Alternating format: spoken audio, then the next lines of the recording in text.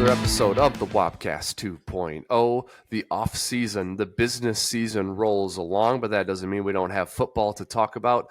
The combine is over, headlines were made, news was made, and there's much more to come here in an exciting offseason for the Minnesota Vikings. We are here to talk about it. The we is, of course, yours truly, Wobby, back with you as always. And as usual, my partner in crime, Giles, is here to help us break it all down and talk about it. Hey, partner, how's it going? Hey, happy Wednesday. We are essentially moments away from free agency, so I'm just ecstatic. It's one of my favorite parts of the year where the phone is constantly being refreshed to see any news dropping. And I think it's no shock to anyone that there's some unofficial but kind of official tampering going on between teams and players. So a lot of steam getting that's rising about the NFL, including some members of the Minnesota Vikings. So it's going to be a fun next 7 to 10 days. There's going to be a lot of things that go on, but I'm here for it. Yeah, I'm here for it too. We've seen sort of the news that's happening right now. A lot of it is players getting tagged, players getting released, or rumors of them getting released, and then, talk and rumor and headline about the retention of certain players, like in the Vikings instance, Kirk Cousins. Let's just go quickly in the last day or two, some names that have been released, Giles, that caught my attention as it would relate to the Minnesota Vikings. The Dolphins. Now, it was reported that they were not going to use the franchise tag on Christian Wilkins, and to my knowledge, they did not use the tag on him. So he essentially is about to become a free agent. But the Dolphins, who have already released Emmanuel Ogbah and Xavier Howard, also now have released linebacker Jerome Baker. And I think, Giles, if you look at inside linebacker for the Minnesota Vikings, that's a potential need. We haven't discussed and reviewed their room, the inside linebacker room yet in our series, which this week we're doing edge rushers, by the way. We have not done inside linebackers, but now you've got another Brian Flores tied player who's on the market. Howard already is, now Jerome Baker. So I thought that was interesting. Eric Kendricks released by the Chargers. Jamal Adams and Quandre Diggs released by the Seahawks. Of course, the Vikings cut ties with Alexander Madison. So a couple of interesting names to potentially keep an eye out there for the Minnesota Vikings. Now, those names I don't think are early on in free agency names. Those are like tier 2, tier 3 free agents. Like you miss out on some of the guys you wanted to get and you fall back onto some of those options. And who knows, the Vikings may have their own roster of players that they treat in this way and let go. You might see a name or two pop off the Vikings roster as they look to save some cap space. But Jerome Baker, Jamal Adams, a couple of interesting names, Quandre Diggs, Xavier Howard, some names we've talked about, Giles, as potential fits for the Vikings. Yeah, I think it's been a really interesting offseason thus far when you consider all the names that you just mentioned, but also the names that have just been recently franchise tagged. I mean, you tell me if I'm misreading this, but this is maybe the most amount of franchise tagged players that I've seen in a single offseason in quite a while. I feel like there's usually maybe one or two names that happen in an offseason, but I feel like there is like 8 names right now floating around that have been franchise tagged. Now, I will say, with that being said, I do think a lot of those tags are being done in a fashion to get them traded into recoup value, for being completely honest. So this might be a game of swaps. This is speculation. We'll get into this maybe in the next episode with the edge rushers, but is there a chance that we franchise tag Danielle Hunter and then swap franchise tags with somebody for a player that you want, right? So then you can get value out of him. It'll be really interesting to see how that goes. Because a lot of the premier free agents that I think you normally would have made a run at are now franchise tags. So you're going to have to take a little bit of a different angle if you do want to acquire them. Yeah, some of the names, Giles, you mentioned there are a lot of them. I'm looking at the list right now. I assume this is updated. Brian Burns, Kyle Duggar, T. Higgins, Jalen Johnson, the corner from the Bears, Justin Matabuke, the tackle from the Ravens, who we talked about earlier this offseason, that our guy from PFF identified as a potential fit for the Vikings. He's tagged. Michael Pittman, tagged by the Colts. L'Jarius Sneed, corner, tagged by the Chiefs. They've given him permission to seek a trade. I didn't know this, but I guess Antoine Winfield was tagged by the Bucks. 17.1 million, baby. Yeah, and I do believe that Josh Allen of the Jags was tagged. Yes, he was. Yep. Okay, Set to so make there's 24 another million one. on that tag. Yep. So you're right, Giles. Lots of them have been tagged, and those guys can go and seek trades now. Yep. And if you're a team who's going to go and acquire a player on a tag, you're going to have a pretty good idea that you're going to be able to, reach an agreement on a contract extension with them. That would be part of the deal. So will be interesting to see if that happens. But yeah, still a lot of roster decisions to make for the Vikings and many other teams, and we're just starting to get into the thick of it right now. Yep, 100%. And, one of those names specifically that we've talked about before a little bit, but I think has generated a considerable amount more steam in the last 24 hours is the cornerback from the Kansas City Chiefs, L'Jarius Sneed. Sneed? Yeah. I don't know if you've seen this. And we didn't talk about this before we started. The Vikings have officially reached out to the Chiefs to acquire about getting Sneed, which is very interesting because he's set to make $19.8 million on that tag. So very clearly you'd have to adjust. I don't know if we could quite fit that in unless you let Danielle Hunter walk. But I think that shows that the Vikings are looking to dance in 2024. The fact that you're really going to go sign Sneed, you are looking to go compete and go make a run. I really do believe that. And it's become widely apparent through a lot of the media that they are making a run at Sneed. Interesting. You talk about a guy who, the Chiefs defense, with Andy Reid, and Patrick Mahomes, it's always been an offensive operation, right? I mean, it was Mahomes and Reid and Tyreek Hill and Travis Kelce and great offensive line. But this Super Bowl that they just won last year was really, Mahomes was still Mahomes, but the defense was the difference maker for them. And Sneed was a rising star on that defense. And so he's, it always happens when you have success as a team and win a Super Bowl as a team. Part of the fall off that so many Super Bowl winners see is they can't afford to keep all their players who contributed. And Sneed is an example of a player who could, the Chiefs could end up losing because of their success. You would always wonder if he's a product of a great scheme and system with Spagnuolo, or if he's genuinely on his own a really good player. I think that's what every team has to evaluate. Now, I would love to see a player of Sneed's sort of style and caliber with Brian Flores. I think that's a cool fit. That would be a lot of fun. And we talked in a previous Wobcast about Xavier Howard joining the Vikings because of the fit with Brian Flores. That's a natural, easy connection to make. Brian Flores may feel stronger about L'Jarius Sneed. He's earlier in his career arc, and he's got a little more tread left on the tire, and I think he's got some versatility to play inside or outside. I think he can pressure and blitz with them. So interesting. And I think you're right that if they have in fact reached out about that, that is an indication that they're not battening down the hatches and trying to get by with what they have over at TCO Performance Center. They're trying to make something happen. And that would also make you wonder if they're a little more in on Cousins than we're kind of thinking they are. That's actually a great point. Because I'll just kind of transition into the next thing I was going to talk about, which was sort of what we thought happened at the Combine. It was another opportunity, Giles, for the Vikings to pound the table, make it obvious that Cousins was their guy, and I didn't hear that. I still am not hearing that. Okay, do you agree? I completely agree. Yep. They're not ripping him. They're not trying to get rid of him. They're not slighting him, but they're not talking about him like you talk about guy. Josh Allen or Joe Burrow or Justin Herbert, right? Yeah. Yep. And I think there's word coming out of the Cousins camp that they're upset about that. Like, even if the Vikings were to cave on the negotiation standpoint and offer, let's say, what the Atlanta Falcons are looking to offer when free agency actually hits, I think they moved to Atlanta because the Vikings have taken so long to throw something his way. Now, whether they should or should not, that's a different side of the fence. But if they were to, I think Cousins is now a little bit scorned at the lack of attention they give him in the media, just being completely honest. So I think there's, I don't know. If I'm projecting, I think he's gone, but you tell me if you think different. Well, let's talk about this. So, Combine is over, and one of the notes I had for us was, it's crazy. This happens every year, but really, the takeaways from the combine and what I learn and what my brain machinates on after the combine and during the combine is like 10% draft and 90% free agency.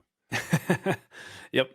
You know, it's like 10% draft, 85% free agency, 5% like rules changes and like, you know, other miscellaneous things.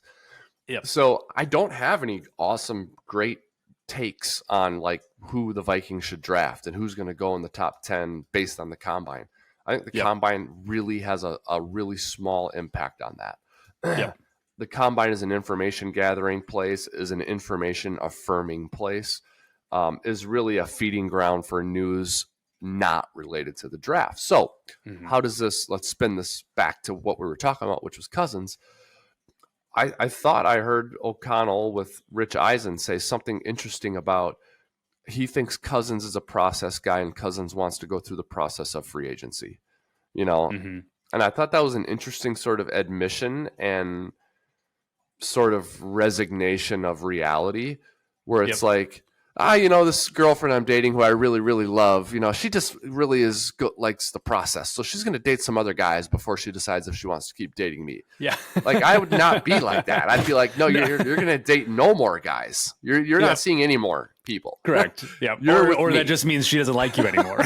Yeah. So I'm like, they're not talking about him like they got to have him. You know what I mean? Yep. It's almost like they're like giving him the runway to break up with them so they don't have to look like the bad guys of breaking up with him.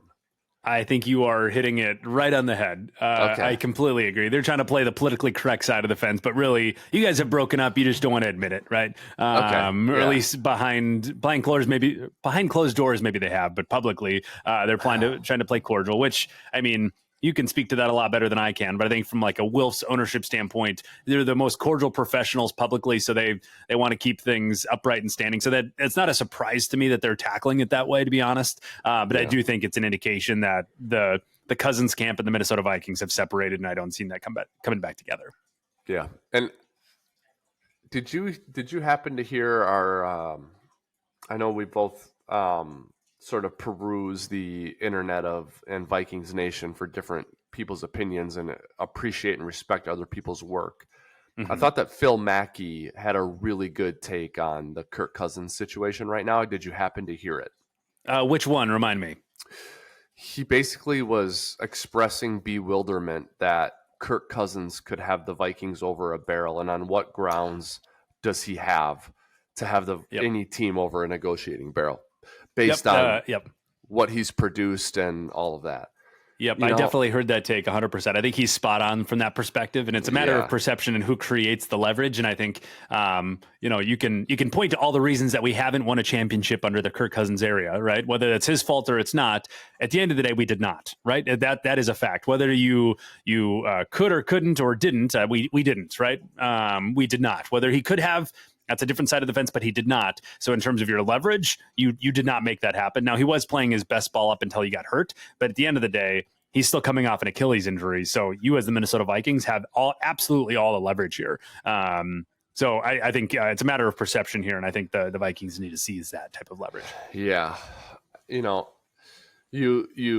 mentioned some of the things that Mackey said in that take. It was one playoff win in 9 seasons as a starter.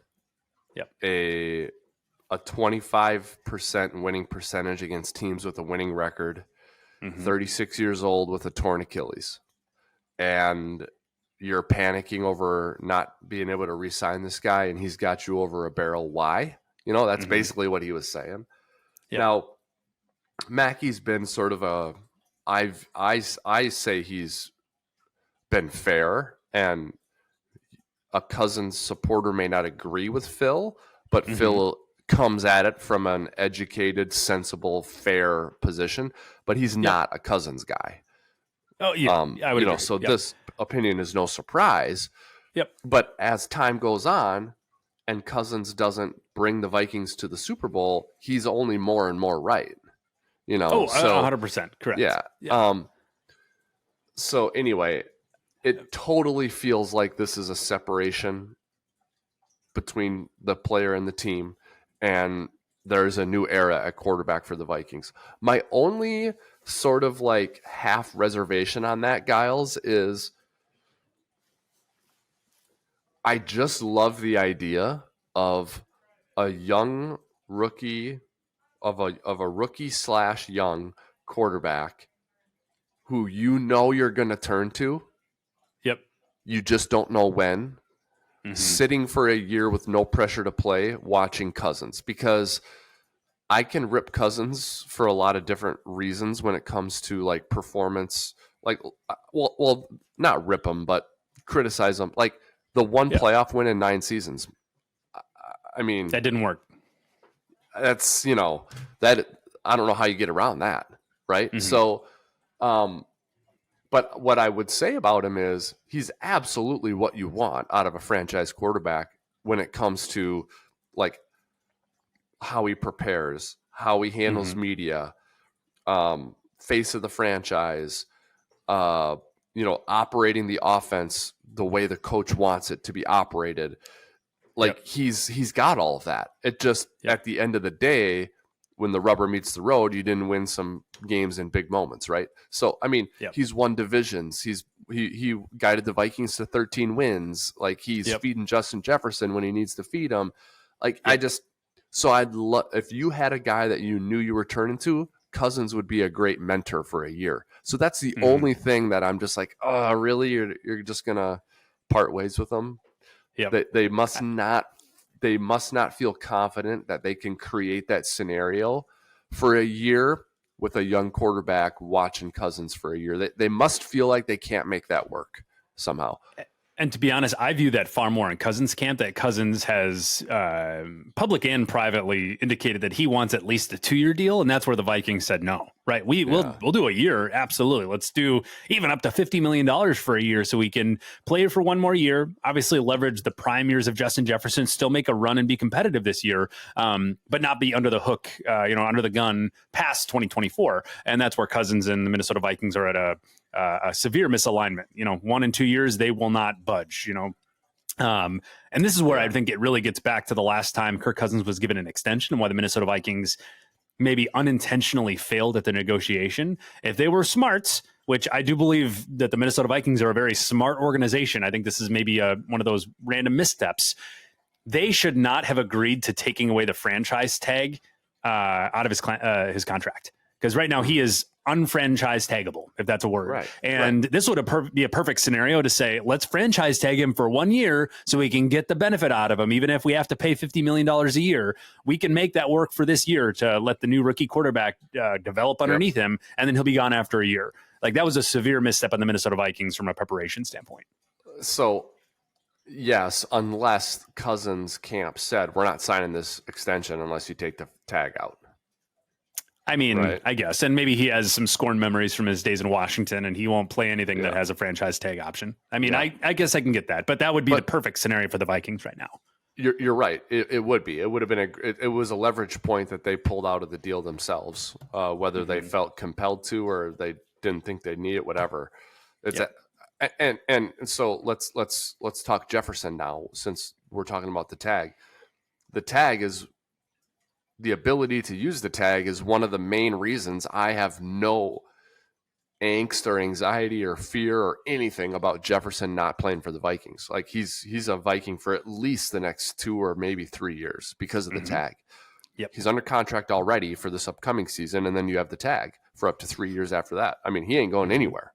Yeah, I mean, so, and I really don't think so. Like, Kirk Cousins being the Vikings quarterback or not, I think is a very small influencer on the prospects of Jefferson signing a contract with the Vikings. I think it's small. And some people think it's bigger and have suggested it's the indecision on Cousins is leading to the lack of an extension for Jefferson. I don't think so.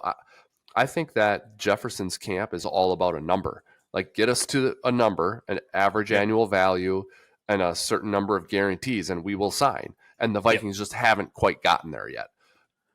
Because, I mean, as a player, as a receiver, you can't go around basing whether you're going to sign your own contract or not based on who's got the signed contract at the quarterback position, because that Yep. is so fluid now. I mean, like even from an injury standpoint. Yeah, but like, yeah, oh yeah, from an injury standpoint, plus just from a just moving on, we don't see eye to eye anymore. I mean, you could have been a young receiver for the Houston Texans 3 years ago and been like, oh my gosh, they got a great young quarterback here named Deshaun Watson. I'm going to play with him forever. And then all of a sudden something goes wrong with the massage therapist allegedly, and he's gone. You know, I mean, like that can happen. So you can't, you know, you got to go get yours no matter who's playing quarterback or who's blocking for you or whatever. That would be my advice to another player. It's not about hometown discounts. It's not about like the only like external financial consideration I would maybe consider is those states where there aren't state income tax. Right? Like that could maybe be a factor. Like, Tampa Bay appeals to me a little bit more than, you know, the Rams for this reason. Other than that, man, it's just about the numbers. Like who's paying me the most? That's where I'm going. Yep. 100%. I would say, I do think it is a nominal factor. I don't think it's a nothing burger necessarily. I think it's maybe 5 to at max 10% on who will be throwing me the ball, whether it's Kirk or not is, you know, a piece of that. But I think it's about what is your plan? Are you going to get Caleb Williams, or are you just going to try to roll with Jacoby Brissett? Right. I do think that factors in, because I do believe Justin Jefferson is an ultimate champ or like a competitor. But I do agree that is a hard thing to go really anticipate, unless you're going to play for Tom Brady. That's a all but sure thing. It's a question mark for every team. Even you look at Adams that went to the Raiders. He thought he was going to go play with his best friend and thought things were going to fly, and they have collapsed. Right. And that's I mean, not that long ago, he was considered the best receiver in the game, and he had a very pedestrian year last year. Right. So that really, you know, tanked his entire reputation in the league, versus had he gone to the Jets and gone to play with Rodgers again, right? And Rodgers obviously got hurt. So like even had he gone and followed Rodgers,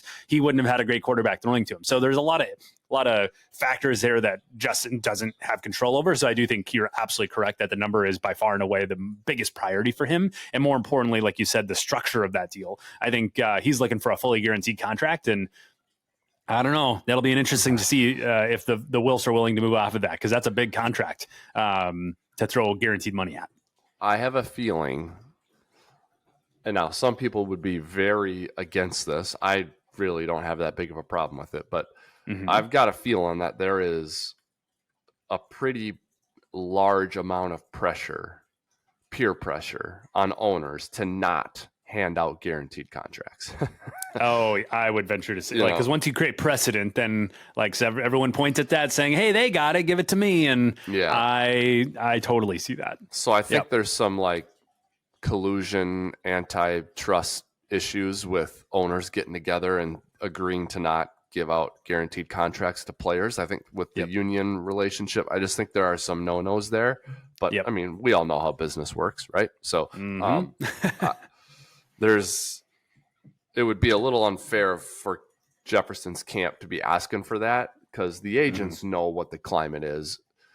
But there's what's realistic and there's got to be a way to guarantee enough.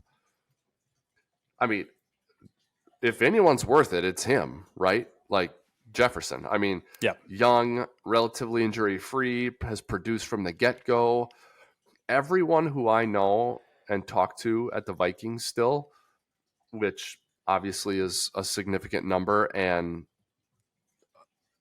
significant people, they love him. They say he's a great guy. He's locker room guy. He's who you want. No problems, all of that. So there's no reason not to pay him. You just got to get to the right number and the right structure.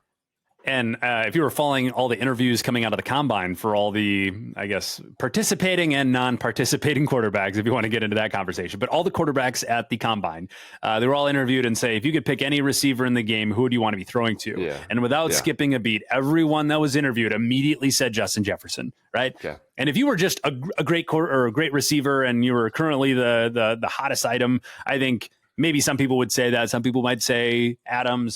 Some people might say Hill. But everyone without a beat said Justin Jefferson. I think that really indicates by far and away what the future of the NFL is from a receiver standpoint. He's the guy. I mean, like I think sometimes people forget how hands and feet above everyone else he is, because sometimes they say, well, he didn't have that many yards this season, or they'll look at certain specific isolated statistics and think like, oh, he's just like everybody else. But when you look at his production over the first years in the league, he is hands and feet above every other major contributor in NFL history. Like, he is going to break every record there is. I mean, minus something catastrophic happening to him, he is a next level player. And I think you need to find a way to keep that in the building, especially if you draft a quarterback. You're trying to build an infrastructure that allows them to be successful.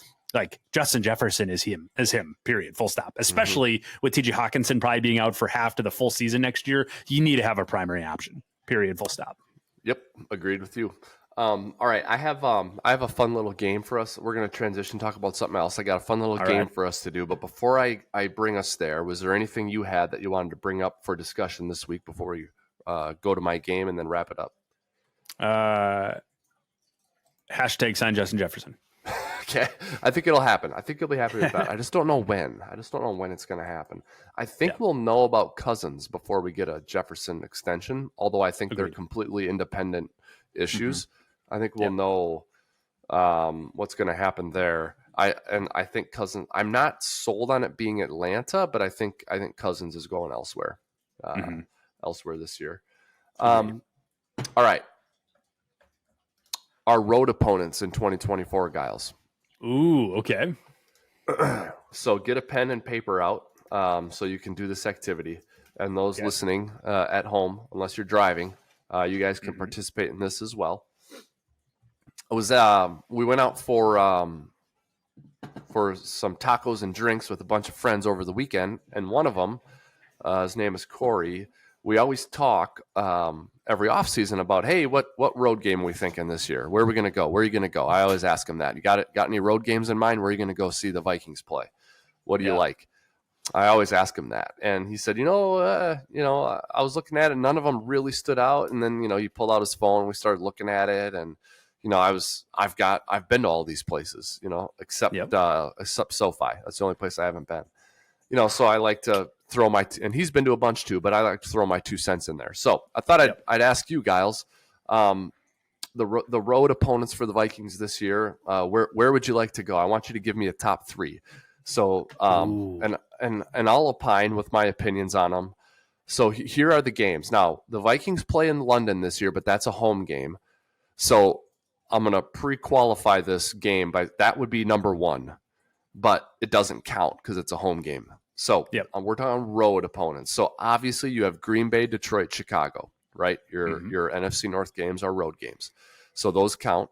The non-division road games this year, Rams, Titans, Seahawks, Giants, Jaguars. So give me your top 3. I want you to go through the exercise as a person might do. They might say, hey, you know what? I'm going to save up. I'm going to go to a Vikings road game this year. What do they got? And then, you look at the schedule once it comes out, and now you got a matchup date. So you might not be able to go to your first choice. You might say, oh, I really want to go to, I've always wanted to go to Seattle and see a game, but they play there on October 5th, and I got a wedding that weekend, so it doesn't work. So now you got to go to number 2, right? So I think if we can come to a top 3, that would work. I've got my top 3, not for me. I've got my top 3 for a Vikings fan who's never been to a road game. I have what your top 3 should be. I believe you've been. Okay. Have you been to a road game, Giles? I have not been to a road game, so you haven't. I like this. Yeah. So your list, my list would apply to you, but I want you to come up with your own list as well. So what are you thinking? Yeah. What are you thinking for top 3 road games to attend this year for a Vikings fan?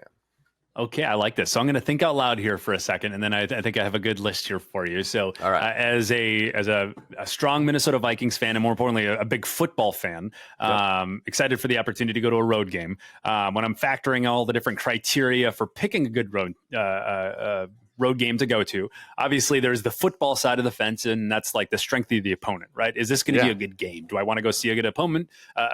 Like, is it, like when you think about the head coach or the quarterback, who am I going to go watch? So that's a factor. The climate of where you're going is obviously a factor. If it's middle of winter, it's always exciting to go to someplace that's warm. I wouldn't say that's my top filter, but that definitely is a filter. The next would be the actual city that you're going to. Is that a fun place to go? To give a hint, like the Titans in Nashville. Nashville's a great place to go visit. Like, it's becoming the new Las Vegas in many ways in terms of kind of a whole plethora of things to do. So that's definitely a factor. Am I missing anything in terms of factors of what I want to be from a traveling fan standpoint, like I in don't terms of criteria? I think you kind of nailed it. The only one I can think of, but you could tie it in with like the actual football. Is it a good game? Yeah. Is like an individual player that you want to see. So like Yeah. when Brady was playing, like we're going to go to New England, not because I can't wait to go have clam chowder in New England or seafood in New England, but like it's Brady, and how many times you're Yep. going to get a chance to see him, right? So Yep. other than Yeah. that, no, I think you got them all. I think time of year and weather is a huge factor. Now, we can't factor that in right now because we don't know when they're playing them. We only know the opponents, but that is a huge factor. I think how excited are you to see that stadium is another one. Yep. Yep. Is another big factor. And you mentioned that earlier. Yep. I think then it's pretty clear for me who the number one is, and that's the Los Angeles Rams. Okay. And they fit pretty much every bill there. Obviously, a great place to travel to. My sister lives in LA, so I go see her. I have not been to SoFi Stadium. I've flown over it a few times, and it is a magnificent architectural design.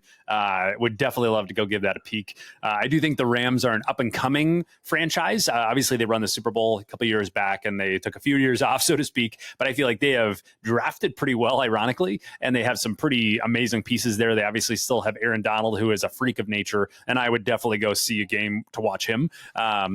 Puka Nacua, I think that he's obviously an up-and-coming star. Would love to go see him. Obviously, the McVay and Kevin O'Connell kind of rematch, so to speak, or, let's get these guys together to go head-to-head in an offensive chess match, I would absolutely be there for. So I think the Rams absolutely tap the cake. I'm going to Los Angeles to go check them out. Hopefully it's during a nice or horrible part of Minnesota year and great part in LA. Definitely love to give that a peek. So Rams would definitely be number one. This is maybe a me thing. I think not everyone would agree with me, but then I think I'd put the Jaguars second. One, it's a nice place to go. I know Jacksonville is kind of an ugly stepchild of Florida, but it's still a nice place to go during the middle of the winter. But more importantly, I think the Jaguars are up and coming as one of the best teams in the AFC. Give them this next offseason to really bolster some of the areas of their offense and obviously defense. And I think they got some really interesting pieces there. I think they were a couple pieces away from really making a dance here in 2023. I'm a big fan of Lawrence. I think he has proven to take many steps forward every single year. So I'm excited to see what he'll look like as a number one overall pick. Him obviously paired up with a new head coach. Really excited to see what that could be. So I'd definitely tackle it from that standpoint. You maybe could tell me that it's a good stadium or a bad stadium. Maybe that might factor into my decision. But the Jaguars would definitely be one. And I really want to say Titans for the third because I love Nashville. But I think I'm going to say the Seahawks because I have heard so many amazing things about that stadium and how great of an environment that is. I've never been to Seattle. That's one of the few cities in America that I've never been to. So I'd definitely love to go take a look at the Seahawks, if that makes sense. Love it. That's a good list. Yeah. Very well reasoned. Seattle is a cool place to go. I like visiting Seattle. They've got the Pike's Market, the fish market down there. It's just a very picturesque, fun, bustling place. I don't want to live there, but I think it's a cool place to go visit. The stadium is cool. It's easy to get around and get there. And when Seattle is good, it's really loud there. It's really loud. Yeah. It's fun. So that's a good one. Jacksonville, I didn't expect you to say them. That was a surprise. So I like that. That stimulated me. You had good reasoning there. I think they're a headliney team this offseason. I think they're a team that we'll see in the headlines quite a bit because I think there's pressure there to perform and do well. And if they don't, I think some people who are in charge there are out.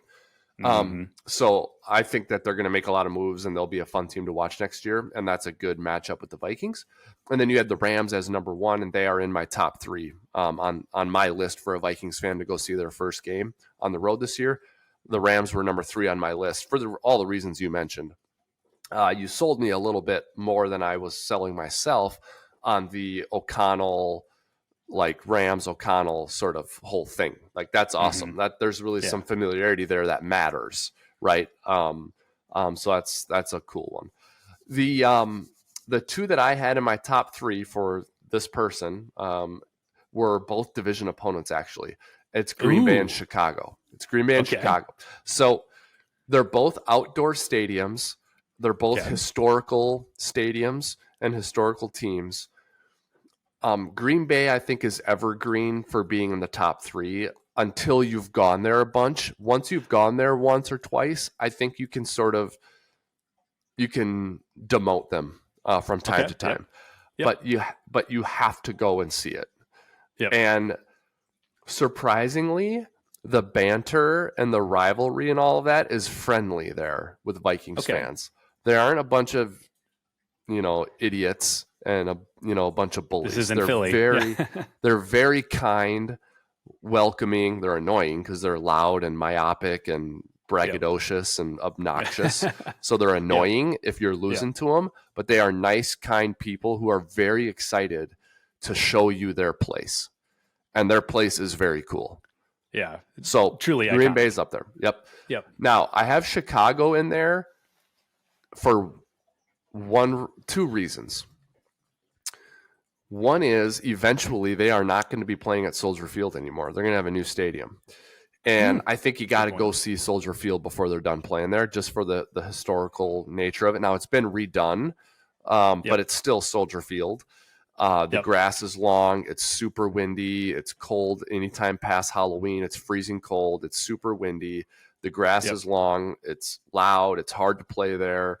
Like, it's just a very difficult environment. Like, just if it was like, hey, you have to win a road game and draw a card and see where you have to play, and you drew Chicago, even if they weren't good that year, I'd be like, oh, God, that's a headache. That sucks. You don't want to play there. So unless you're Aaron Rodgers, he never had any problem winning there. But so I got Chicago in there. Eventually, they're going to be in a new building and whatever. And then the Rams I had as number 3. So Green Bay, Chicago, and the Rams. Now, you mentioned Nashville. You didn't put them in your top 3. I didn't either, but I did have them 4th. I believe they're in line for a new stadium soon, or at least they should be. But that's a fun place to go and visit, right? So, 100%. I would. Now that's going to be spendy, and you're not going to be the only one there. So you're going to have to compete for hotels and tickets and all that. There'll be a lot of Vikings fans going to that game. But anyway, I thought it would be a fun little thing to debate. Now, what'll factor in here is the dates, right? So if that LA game is in December, more people are going to probably agree with you because they can't wait to get out of Minnesota and go to LA in December. But we'll see. The schedule usually comes out around the draft. I haven't heard a release date for the schedule this year, but I would anticipate it happening at that time. I really want to go to London and take my wife there because she has not been to London. We have a family trip in October though, so I don't know that we're going to get to go this year. So I'm very disappointed about that. But if you can cut it, if you can save enough money to do so, I think you gotta go over there if you're a Vikings fan and see the Vikings play across the pond. Whoever they end up playing. So anyway, a lot of fun options this year, I think, for Vikings fans to hit the road. Yep, and I definitely have some Delta points burning a hole in my pocket. So let's go across the pond and let's make it happen. I bet you do, Giles. That's the least surprising statement of the day, that you would have some sky miles at your disposal, right? Hashtag American Express. That's right. All right, partner. Well, I think we should wrap this one up. We're gonna stick around and record an edge rusher review for the Minnesota Vikings. So, Vikings fans, stick around. Later this week, we'll be dropping that episode as we go position by position on the Vikings roster and review what happened last year, grade that room, and discuss how we think they can get better. Edge rushers are coming up later this week. Other than that, though, Giles and I are finished here. If you're not already, please like, follow, and subscribe the Wobcast 2.0 on all the platforms: YouTube, Spotify, Google Play, Apple Podcasts, Instagram, all the places. Once you do that, we'll see you there. On behalf of Giles, this is Wobby signing off for now. Until next time, Skol Vikings.